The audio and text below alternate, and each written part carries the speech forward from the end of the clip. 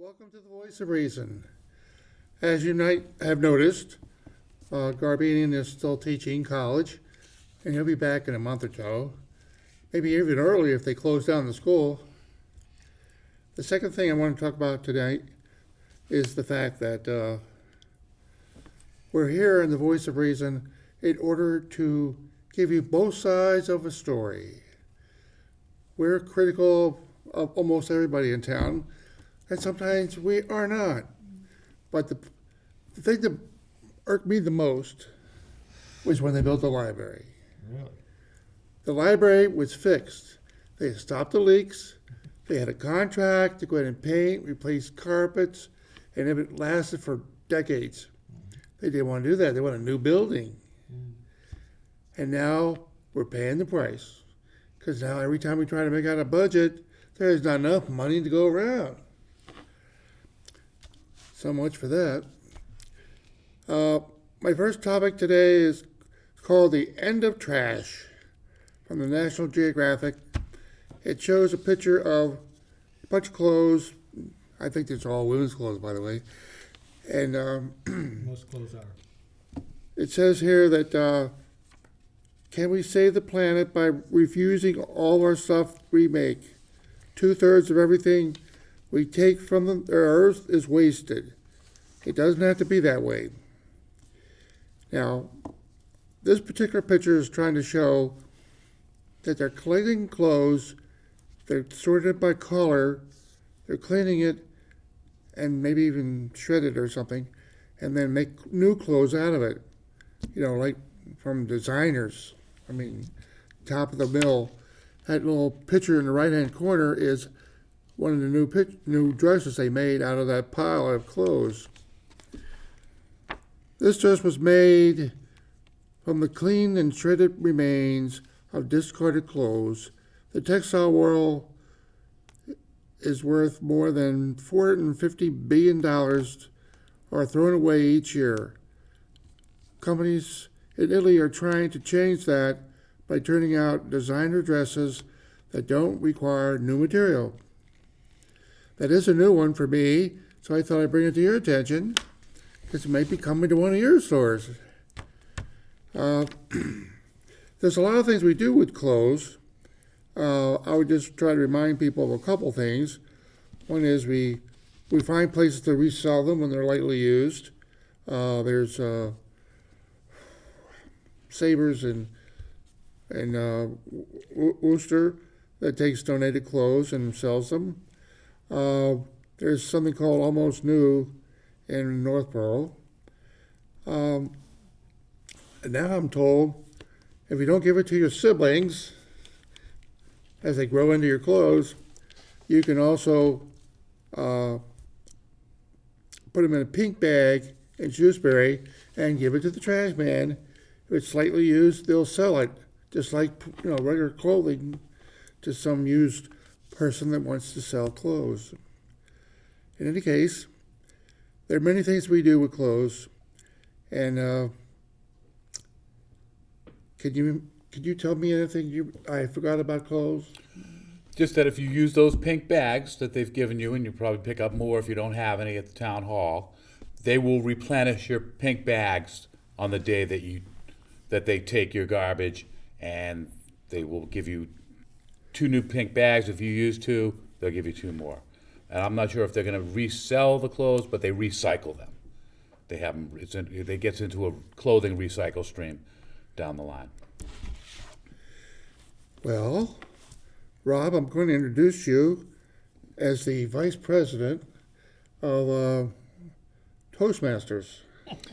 Well, thank you. Unfortunately, our Toastmasters Club has had to take a little hiatus because of the coronavirus, unfortunately.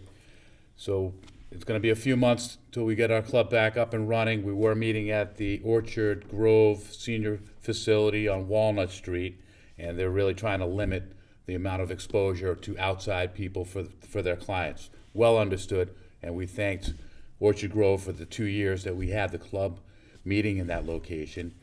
We also plan to most likely resume at the library at some point, but we just found out that they're canceling meetings for all of next week.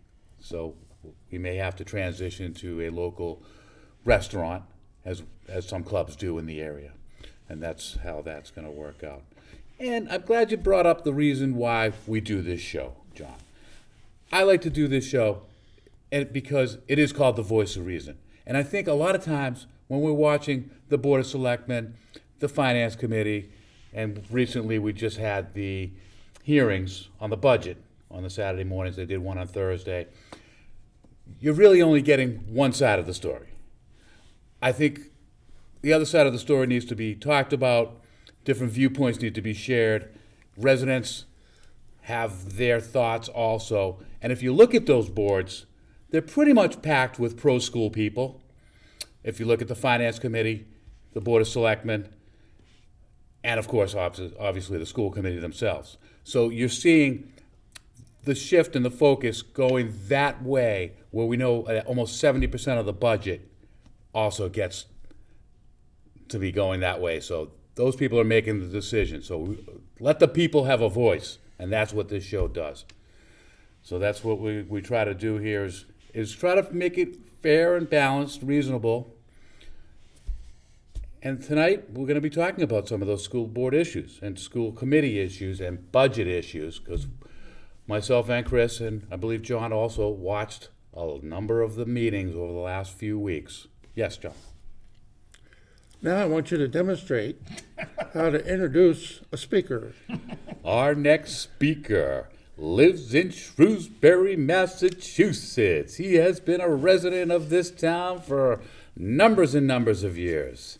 He also takes a high interest in the town budget because he has been a member of the Board of Selectmen, not of the Board of Selectmen, of the town meeting member for a number of years. So he has his hands in a number of things, keeping an eye as a hawk on the budget, so that way we keep this town in a reasonable budget situation.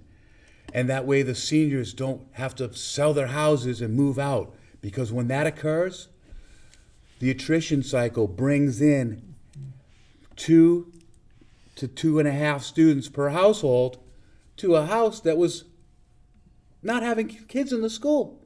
And as we know, each additional child is in the range of $15,000 a year to send through the Shrewsbury school systems. It's not going to be that much for each additional one. There's a marginal increase for each one added, and that's why they're taking away the out-of-district placement students this year. And because we just need to focus and bring a tight budget together with the new school on the horizon. And I hope we're not being, lulled into the fact that this new school is not going to take a huge amount of more resources from this town, because it is.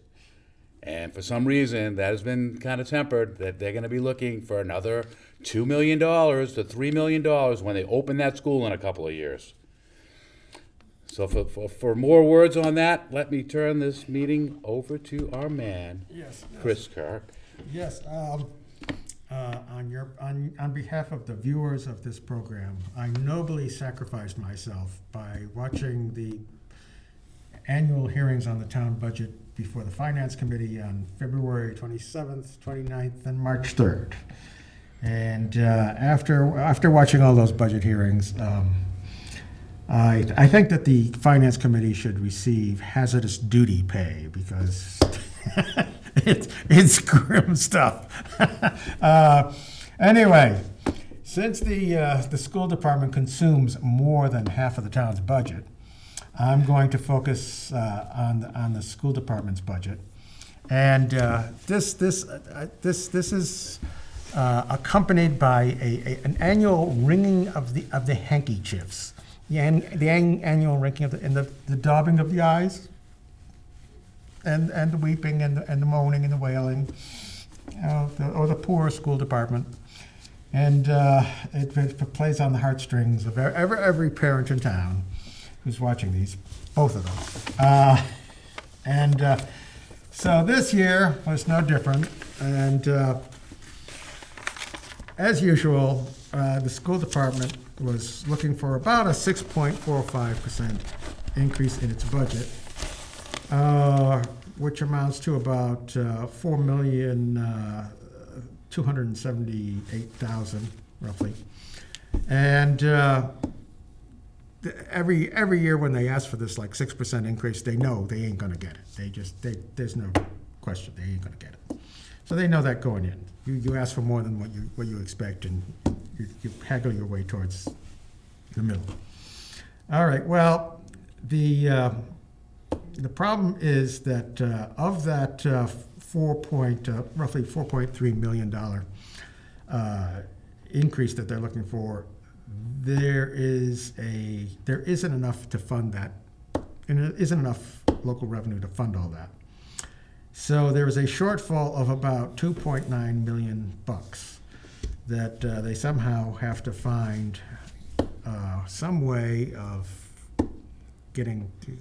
eliminating, either by getting more revenue from someplace or else by making cuts. And so, as usual, the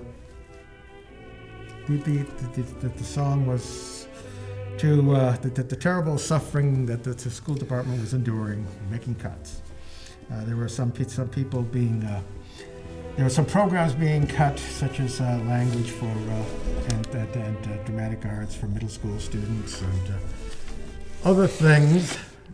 But even with all those cuts and anticipated revenues, they were still going to be short. They figured about $854,000.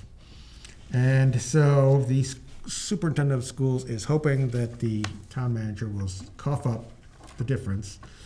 And considering that both the school department and the town manager have shoeboxes hidden in their closets with bundles of cash that they never mentioned, so that they might be able to come through. We'll see.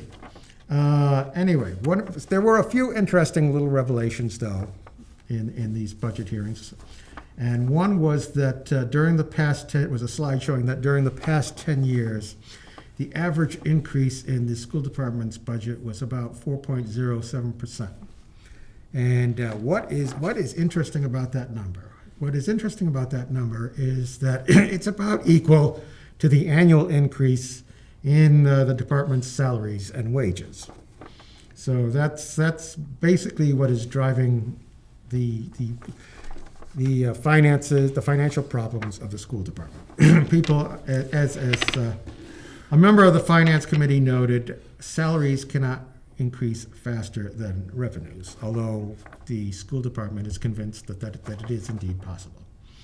And as another member of the finance committee noted, local receipts are increasing at about a rate of about 1.8% each year. So you got a school department that wants 6% increases in its budget, and there's about like 1.8% increase available. It fluctuates between about like 1.5 to 2.2% per year, but it's on average is about 1.8. And by the way, the rate of increase in the local receipts is gradually trending downward, and everybody agreed that you can't really rely on help from the state or the federal government. So somehow you have to get yourself, Shrewsbury has to get itself out of this mess by its own means. And how are they going to get themselves out of this mess? What is the means? And during the course of the hearings, it became clear that everybody agreed that the way to get out of this mess is another Prop 2.5 override. And not this year, though. Not this year. The plan this year is to get a debt exclusion for the new police station that they're planning, which is sort of interesting. It's going to be on the November presidential ballot, and it's going to be on that ballot because a lot of people will turn out, and they figure that people will be in a spending mood for some reason, and that therefore they will approve a debt exclusion on that occasion. So, This may be a good point to point out that the CPA, yeah. Well, well, that is the Community Preservation Act, which is a surtax on the property tax of about 1%, which is used, can be used for like historic preservation, open space and recreation, or affordable housing. There is also a group pursuing that, and they also want to put it on the November ballot for the same reason that the town wants to put their override, or their debt exclusion on the ballot. And the fear is that if both go on the ballot simultaneously, they might both lose. So, anyway, that's that. When you are voting for the president in November, you will have more to occupy your time than just. but the sad part about it was that once those CPA funds were used, there was gonna be a matching component, Yeah. whether it be 20 to 60, 70%, all the way up to almost 100%. So we're foregoing that. Yes, the state, in addition to the money that's raised locally from an increase in your property. I'm talking about like for a house that is assessed at like $470,000. They would pay an increase in their property tax of about $41 a year. So, not exactly. I was actually for this. Yes. I mean, anytime they're giving you free money, although it is you've paid into the state for that, it's tax money coming back. Yes. But it's like having a 401k with a matching program and not participating. Yes. So, yes, we're gonna. Keep going. Oh, all right.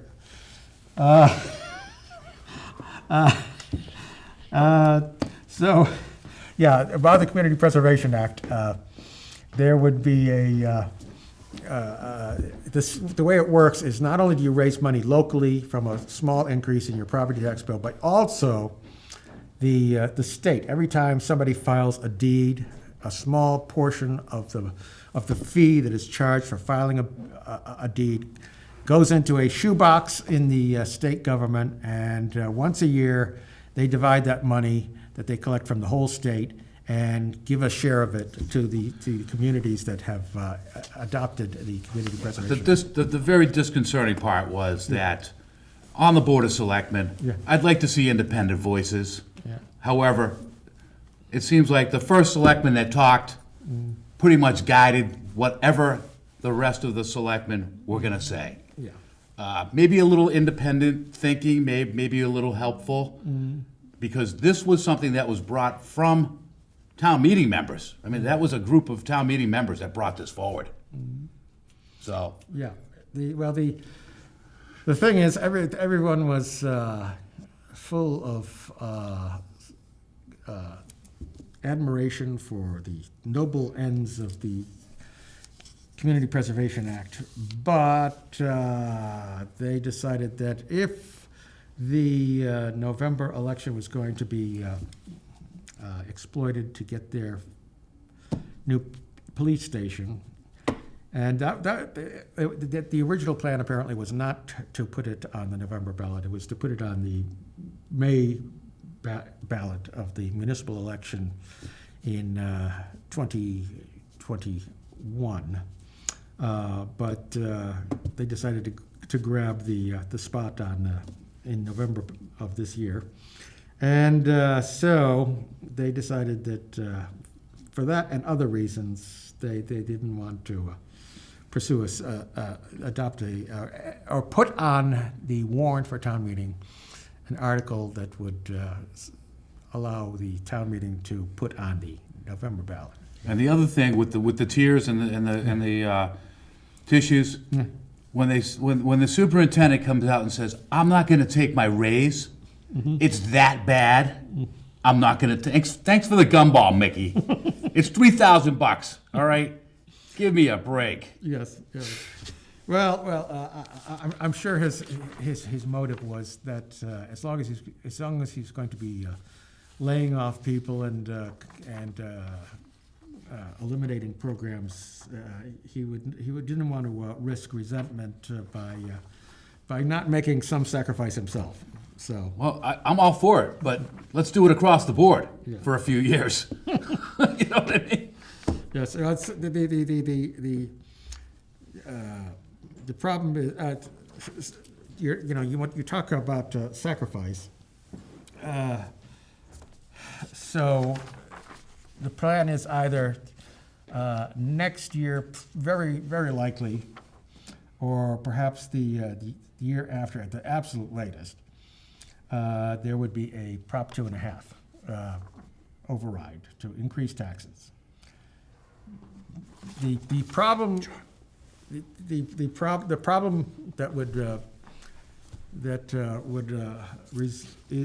with this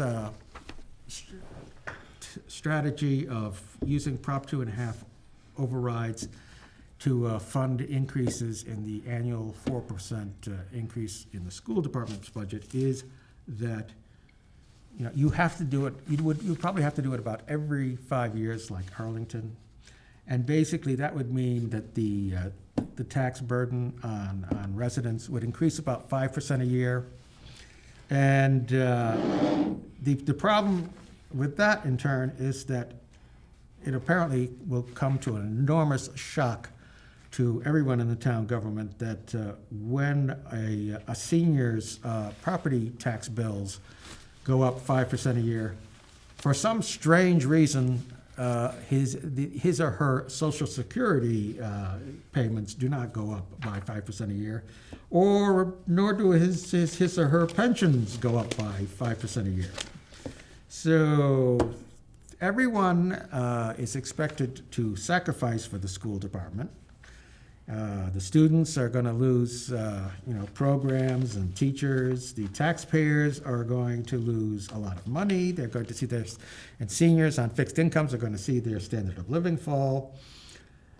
But there is one group of people in the school department who are not going to be contributing to that sacrifice, who are not going to be feeling the bite of the bullet, and those are the people who don't get laid off. They are the ones who are going to get the 4% annual increase.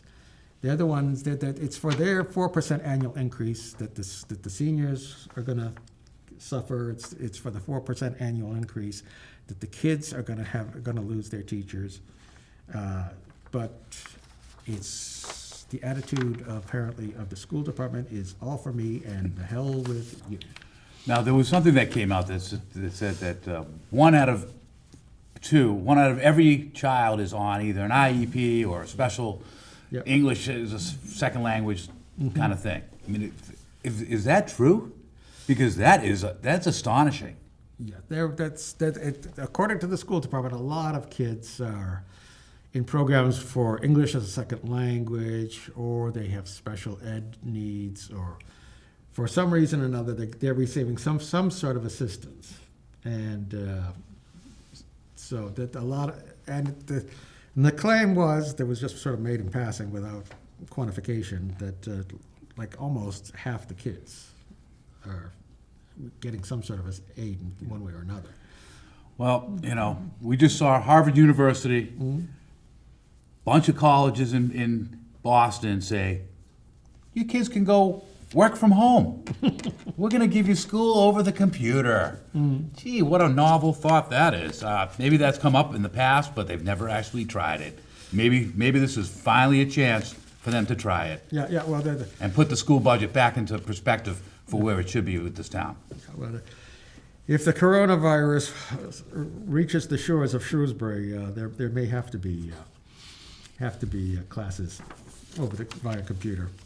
One other thing that I didn't mention, and that is that almost certainly in next year, or definitely by the year afterwards, they're going to have an override, because when they open the new Beale School on Lake Street, south of Route 9, they're going to have to hire, they expect to hire between 30 and 40, most likely 35 new staffers to staff the school. And that in turn means that they will need an additional $2 million at that time. So that the revenues are going down, the demand is going up, and they're going to be hiring 35 additional people in just like a year or two at the most. So the writing is on the wall. You're going Well, for me, that opens the door for homeschooling. I'd like to see more homeschooling go on. I know there's some strict requirements that need to be met. But $15,000 a year for a kid to get an education in Shrewsbury? Obviously, it's gonna be more in other towns, but just the whole scenario is off the charts. It's off the charts. Yes, well, my real objection to this thing, to the school department, is that very few people are even willing to mention that the increase in salaries and wages of 4% a year is just not sustainable. There's somehow that is going to have to stay there, and somehow everybody else is going to have to find revenue to keep that going. So everybody else is going to have to sacrifice so that everybody, so that the staff and of the school department is going to get their. Well, they need to stand up to the union, renegotiate their contracts. Yeah. And they haven't been able to do it. They haven't been willing to. Willing, or even, I've never even heard them try. No, I don't. I know. John, you want to wrap it up? You got a topic? No, let's just finish this topic a little bit more. We're going to have more revenue when the Edgemere property gets developed. Mm-hmm. They're estimating about $1 million a year to Shrewsbury. Now, there's a bunch of money. Yep. At $15,000 a student, how many kids would that be? Well, it's the beginning. Yeah. Well, this is. They just sold 3 properties in Shrewsbury for almost $1 million. They were town property, and if they keep doing that, they'll be able to match their budget As long as somehow. it's not sold for residential, commercial, residential. Well, this is Build it. residential, yeah. That's And gonna be residential. we own a lot of residential properties. This was a building that belonged to, The Allen Funeral Home on Main Street. Yeah. It was the Allen Funeral Home on Main Street. Yep. yes. It's going to be demoed. Yeah, well, somebody bought it though. Yeah. For a Another nice- historic for a nice building low going down the price tag. tubes. What I'm trying to get at is, Go ahead. we had commercial property with nothing on it next to automobile dealerships off of Route 9, and they paid the biggest price, about $600,000, just for another parking lot. And so, I mean, we still have property around the new developments that are going along around 20. I'm sure we could pick up a few bucks here and there. Yeah. And My only concern is that it's just the 4% is every year, and you can't Yeah. rely on sales of property. That's the you problem. can't rely on it, but you got to start somewhere. That's true. That's true. It's time for us to say goodnight. Thank you all for being with us.